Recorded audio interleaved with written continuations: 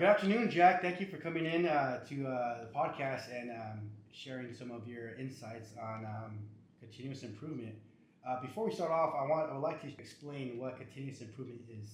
Yeah, so continuous improvement is basically, in very simple terms, is trying to get better at what we do every single day, whether that be as a person, an individual, as a team, or as a business as a whole. And continuous improvement is this something that's becoming more and more popular, more spoken about every year that goes by, and there's a very clear reason for that, and that is that the world and the change of pace in the world is getting faster and faster year by year. If you think of all the recent changes we've had in terms of artificial intelligence, but also just in the business world. What are some key traits for someone who wants to work in continuous improvement?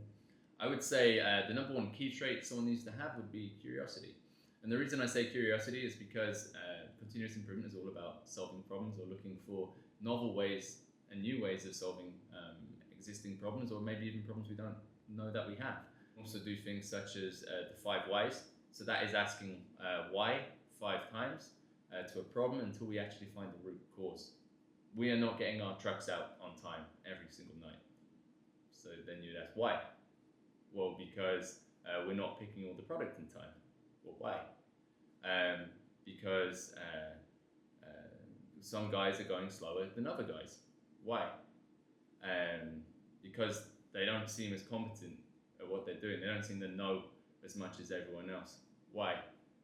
Well, because they're newer, and they don't feel like they've been trained correctly.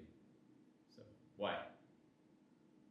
There's your answer. Wow. So now we're looking at Wow, man. there's an issue with the training. So then we can look at implementing something to improve our training. Wow, that is awesome. What are some methods you can use when first starting in continuous improvement? Yeah, so in continuous improvement, there exists a number of different frameworks that we can use.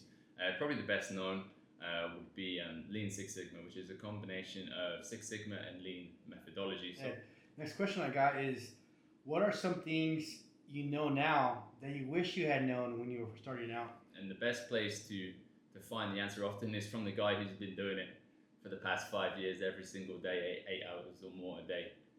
So these days, my approach is very different to when I first started out. Back then, I would probably try and solve the problem myself before talking to anyone else. But now it's very, very different. First, I actually go to the guys and I ask, hey, is there anything that you feel we could do better, or you would like to see change? Or even we've noticed there's this issue, and we were wondering, hey, do you have any ideas about how we could solve it? And it's a way faster method a lot of the time. How do you balance people versus process when trying to do continuous improvement? Doing it is to get the buy-in of the people, and then to educate them as much as you can. Buy them books, put them through training courses. Actually reward them when they do show a willingness to learn and improve and want to get better. You really have to invest in your people. I want to thank you again for coming out to the podcast and sharing some words on continuous improvement. Thank you for having me on.